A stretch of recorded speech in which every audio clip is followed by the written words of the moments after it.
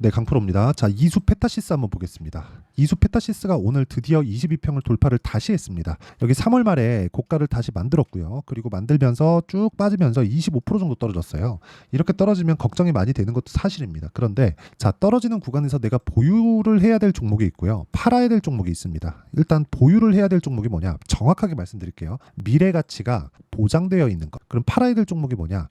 미래 가치가 보장되어 있지 않은 것. 너무 당연하다고 볼 수 있는데 이거를 그러면 어떻게 구분하느냐? 그게 대형주의 움직임입니다. 예를 들어서 삼성전자의 가격대가 지금 부담이 있는가 또는 하이닉스의 가격대가 지금 부담이 있는가, 이 두 가지에 대한 내용이에요. 이게 다 연결된단 말이죠. 그리고 이수페타시스는 지금 그 PCB를 만들어서 납품을 하고 있는데 엔비디아 쪽으로 직접적으로 들어가기도 하지만 우리가 생각해야 되는 부분은 한 가지라는 거죠.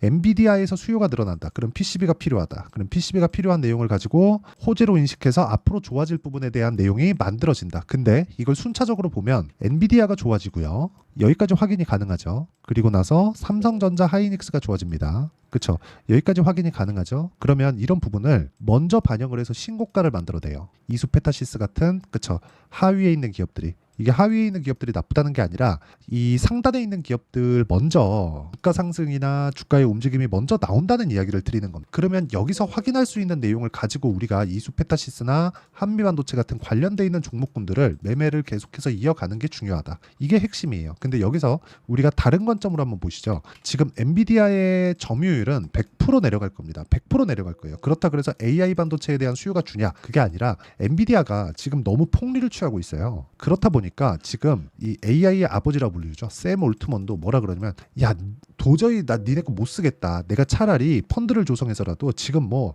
8,000조니 9,000조니 이런 얘기 나오고 있죠. 펀드를 조성해서라도 내가 새로 나한테 맞는 거를, 너네보다 성능이 떨어지더라도 나한테 맞는 거를 내가 만들어서 쓰고 말지 너네 거 못 쓰겠다. 이렇게 나오고 있어요. 그러니까 해먹어도 적당히 해먹어야 되는데 너무 많이 해먹어서 나온 결과입니다. 자, 그러면 이게 이수페타시스에서, 그쵸? 자, 이게 지금 그 샘 올트만에 대한 문제가 아니라 마이크로소프트나 뭐 구글이나 아마존이나 이런 데에서도 엔비디아의 점유율이 조금씩 낮아지고 있습니다. 자, 그러면 여기서 우리가 봐야 되는 게 AI 반도체에 대한 수요는 지속적으로 늘어날 수밖에 없어요. 근데 개수도 함께 늘어납니다. 총 수요, 그러니까 총 수요는 커지죠. 시장이 커지니까. 그런데 엔비디아에 대한 엔비디아 쪽으로 들어가는 수요가 점점 줄고 있어요. 근데 이거를 엔비디아 CEO죠. 젠슨 왕도 알고 있습니다. 그래서 젠슨 왕이 이번에 GTC죠. GTC에 나와서 한 말이, 우리의 점유율은 낮아질 거다. 그래서 우리는 소프트 랜딩이 목표다. 근데 이렇게 폭리를 취했는데 어떻게 소프트 랜딩이 되겠습니까? 그러면서 제시한 게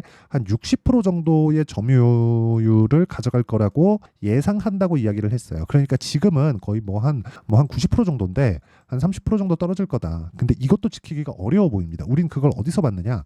애플에서 봤어요. 지금 애플이 스마트폰을 점유하고 있는 게 30%입니다. 30%. 그렇죠. 절대 성능은 엔비디아가 높은 것은 맞습니다. 하지만 애플처럼, 그렇죠, 기존의 역사에서 어느 정도 점유율까지 갈 건지가 확정이 된 거죠. 그러면 엔비디아에서도 지속적으로 만들고, 그리고 이쪽, 그렇죠, 엔비디아만큼의 성능이 안 나오기 때문에 그 하위 업체들이, 후발 업체들이, 근데 이게 다 고객사이자 경쟁 업체들이 되는 그 마이크로소프트나 뭐 이런 쪽에서, 그렇죠, 이런 쪽에서는 기판을 늘려서 대응을 합니다. 즉 전체적인 총 물량은 높아진다는 거죠. 그러면 이런 부분을 감안했을 때 이수페타시스의 주가는 앞으로도 추가적으로 상승할 수 있는 그런 상황을 만들 수밖에 없다. 그래서 이 변동성에 대해서 내가 전체적으로 통제를 할 수는 없습니다. 사실 이건 그냥 주가의 움직임이잖아요. 그런데 주가의 움직임을 다 잡아낼 수 없지만 우리가 그리고 있는 내용이 앞으로 될 것이다. 이게 아니라 이 그리고 있는 내용처럼 주가가 움직이면 그때부터 매수를 하라는 겁니다. 그게 지금이에요. 그렇죠. 이수페타시스는 이쪽 구간에서는 제가 매매하면 안 된다 그랬어요. 그러면서 올라오면서 관심을 가졌고 이쪽 구간부터 영상을 계속해서 찍어갖고 올려드리고 있는데 이제 확인하는 구간에서 왔습니다. 그리고 무엇보다 여기서 더 떨어졌잖아요. 그러면 뭐 시간이 지나면 지날수록 뭐가 발생하느냐? 역배열 구간으로 다시 바뀌고요. 그럼 또 떨어집니다. 만약에 지금 삼성전자의 가격대가 막 9만 원, 10만 원씩 간다. 이러면은 문제가 될 수 있어요. 근데 지금 삼성전자의 가격대는 실적 발표하고 쭉 떨어져서 7만 원 한 중반 요 정도까지 떨어지다가 지금 오늘 가격대가 7만 7천 원이니까 삼성전자의 가격대도 문제가 없고요. 엔비디아 같은 경우에도 조정을 어느 정도 받은 그런 상황이고, 그리고 관련돼 있는 군들도 계속해서 조정을 받고 있는 상황인데다가 무엇보다 엔비디아의 실적이 5월 20일 이후에 나옵니다. 항상 그 늦게 해요. 그러니까 다른 것들을 다 보고하기 때문에 이런 약간 좀 수요 둔화에 대한 부분이 일단 다 그 반영이 되어 있는, 그렇죠, 가격상 반영이 다 되어 있는 그런 상태라서 실적 발표 이후에는 긍정적인 그런 상황으로 바뀔 수 있다. 그러면 그 구간까지 우리는 물량을 모아가면서 준비해야 되는 그런 상황을 만들어내야 된다는 거죠. 저는 가치 투자자가 아닙니다. 하지만 가치를 보는 것은 가치 투자자만 보면 안 된다고 생각을 해요. 그리고 무엇보다 가치를 보지 않는 이유는 가격이 먼저 반영하기 때문입니다. 그리고 가치를 본다는 건 미래를 예상해야 되잖아요. 이건 틀릴 수 있어요. 그래서 예상이 아니라 확인을 해야 되는, 즉 가격을 보는 게 훨씬 더 좋다고 판단을 하고 있고요. 그래서 난 결과, 즉 타점을 적극적으로 보고 가격에 집중한 결과 이런 매매를 지속적으로 해오고 있는 겁니다. 예를 들어서 이런 거예요. YC 같은 경우에도 보면 제가 실제 매매한 타점들을 보면 쭉 보면 1%씩 20%씩 이렇게 수익을 내가고 있죠. 근데 제가 싸게 사지 않는다는 거죠. 즉 가치를 봤으면 야, 이 종목은 이 가격엔 말도 안 돼. 이거 지금 사서 기다리자. 이렇게 보지 말라는 겁니다. 그래서 내가 쭉 보면서 올라오는 구간에서 계속해서 매매를 해야 되는 그런 상황, 그리고 올라갔을 때 매도하고 또 올라가면 또 사고 여기서 또 떨어지면 그냥 매도하고 나오는 겁니다. 지금도 거의 한 15% 정도의 수익 구간에 있고요. 여기서 떨어져서 내가 15%를 조금 까먹는다고 해도 그냥 매도하고 나오면 되는 거다. 내가 보고 있는 가격대를 지켜주지 못했을 때, 즉 확인하고 매수하고 확인하고 매도하는 게 중요하다.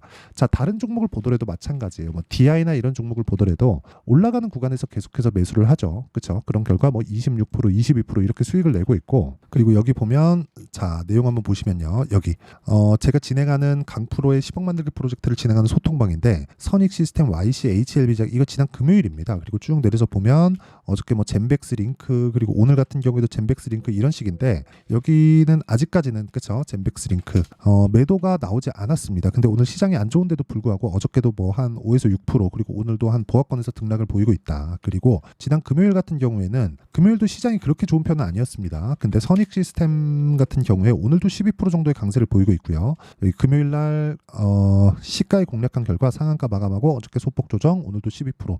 여기서 이제 하락 확인하면 이제부터는 매도가 가능해진 그런 상황이 만들어진다는 거죠. 그러니까 확인하고 매수하는 게 가장 중요하다는 거고, 그런 확인에 대한 부분을 제가 여기 소통방에서 진행하고 있다. 자, 그래서 소통방은 채널 성장을 위해서 진행하는 거니까 구독과 좋아요 눌러주시고요. 상단에 있는 전화번호로 구독 또는 10억이라고 문자 보내주시면 제가, 그렇죠, 돈 안 받고 소통방 입장 링크를 순차적으로 공유를 해드리도록 하겠습니다. 자, 그러면 이 내용에 맞춰서 우리가 이수 페타시스를 보면 알 수 있다는 거죠. 이 내용이 뭡니까? 확인하고 매수를 했다. 확인하는 것 말고는 시장에서 우리가 보고 매수할 수 있는 그런 그 지표나 그런 상황은 없다는 거죠. 그러면 이수 페타시스를 제가 보는 내용이 정확하게 보이죠. 이제 먼저 올라갔기 때문에, 그렇죠, 주가가 먼저 올라간 거예요. 실적이 좋아지는 그 폭보다. 그렇죠. 그런데 이 구간에서 삼성전자가 버티고 있었을 때 계속해서 순환매가 돈다는 겁니다. 최근에 이 며칠 동안 강한 건 뭐죠? 낸드 쪽, 그렇죠. 낸드 쪽이 강합니다. 그래서 한양디지텍이나 이쪽이 계속해서 강세를 보이고 있는데 낸드 쪽이 무한정 강할 수 없기 때문에 이수페타시스 쪽으로도 시세가 돌 수밖에 없다. 즉 뭐 낸드, PCB, HBM, 그리고 비메모리 쪽, 그렇죠. 뭐 FSD나 이런 종목들 보면 최근에 강한 움직임을 보이고 있잖아요. 이런 식으로 순환매가 돌 수밖에 없다는 점, 그리고 그런 순환매에 대해서 우리가 이해를 하고 있어야만 타점을 잡을 수 있다는 점, 이게 중요하다는 거고요.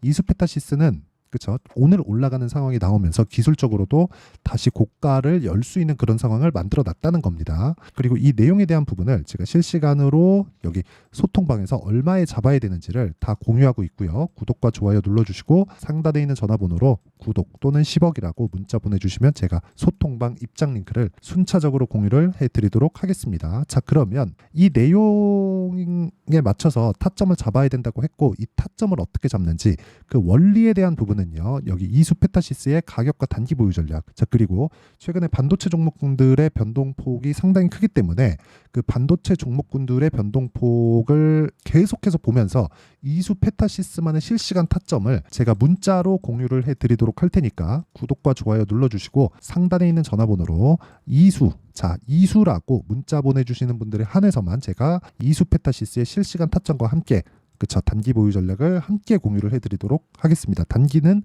2주 안에 수익 전환시킬 수 있는 가격을 보는 거 이렇게라고 보시면 되고요. 철저하게 가격에 집중된 매매가 중요하다. 그쵸? 내용 정리합니다. 주식시장은 미래가치를 반영하면서 올라가는 상황을 만들고요. 올라갔을 때는 미래가치가 좋아진다는 게 되기 때문에 우리는 가격을 봤을 때 가치 투자를 하는 것과 마찬가지예요. 그런데 지금 현재 가치가 아니라 미래가치를 봐야 된다는 점. 하지만 거기서 유일하게 볼 수 있는 지표는 가격이라는 점. 그리고 이런 부분을 이해했을 때 내가 꾸준하게 수익 볼 수 있는 매매를 그쵸? 하기 위해서 어떤 식으로 뭐 분류하고 어떻게 판단하고 그쵸? 그로 인한 결과가 어느 정도 나올 건지 이 내용에 대한 부분을 제가 다 이해를 시켜드리도록 할 테니까 영상 끝까지 시청하시고요. 모든 분들이 성공 투자하셨으면 참 좋겠습니다. 자, 24년도가 돼도 여전히 시장은 녹록지 못합니다. 이런 상황이 벌어지는 건 어쩔 수 없습니다. 이런 상황에서도 수익이 나는 종목들의 구조는 변하지 않습니다. 즉 대시세 종목에 대한 구조는 변하지 않는다는 거고 실제 제가 소통방에서 지속적으로 이야기를 드리고 있는 내용도 대시세 종목이나 시장 주도주를 공략하는 건 철저하게 가격 분석을 하라고 이야기를 드리고 가격 분석 이후에는 이슈에 대한 파악 그리고 이슈를 파악하고 나서는 다시 내가 얼마에 매수할지 그 타점에 대한 부분을 지속적으로 언급을 하고 있습니다. 자, 근데 생각해 보세요. 1월 달에 시장이 굉장히 어려웠습니다. 어려운 상황에서의 어떤 종목들이 강했냐 보면 반도체와 그리고 바이오입니다. 자, 실제 여기 보면요. HLB에 제가 실제 매매한 내용을 띄워놓고 보여드리고 있는데 1월 22일부터 매매를 시작해서 4일 동안 31%의 수익 마감이 됐고요. 그리고 여전히 신고가 종목입니다. 자, 그리고 그 다음 어보브 반도체 이름을 보시다시피 반도체 종목이죠. 그리고 AI 반도체는 지속적으로 강세를 보이고 있습니다. 이 종목도 신고가를 먼저 달성한 이후에 제가 21%의 단기간에 21%의 큰 수익을 내고 마감이 됐습니다. 다시 재공략을 준비하고 있고 이런 부분은 소통방에서 다 공유를 해드립니다. 자, 그리고 그 다음 코세스. 자, 코세스 같은 종목도 당연히 그쵸 신고가 종목이고요. 그리고 반도체 종목입니다. 이 종목도 영업일 기준에서 이틀 동안 대략 한 15%의 수익 마감이 됐습니다.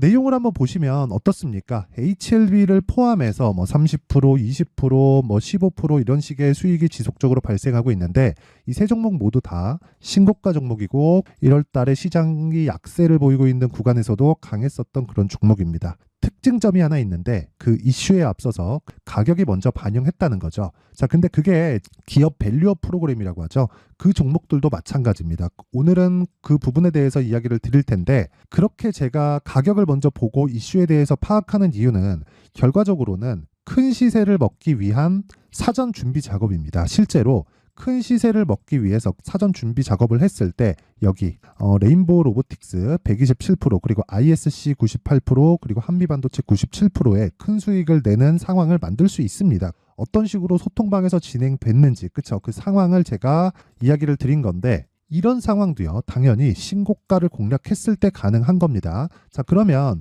이번에도 마찬가지입니다. 그쵸? 정부 주도의 코리아 디스카운트 해소 방안이 2월 달에 발표를 하고요. 그리고 2월 달에 발표된 내용을 토대로 주가가 움직이는 게 아니라 이미 움직인 내용이 있죠. 실제 이 내용은 크게 중요한 게 아니라는 겁니다.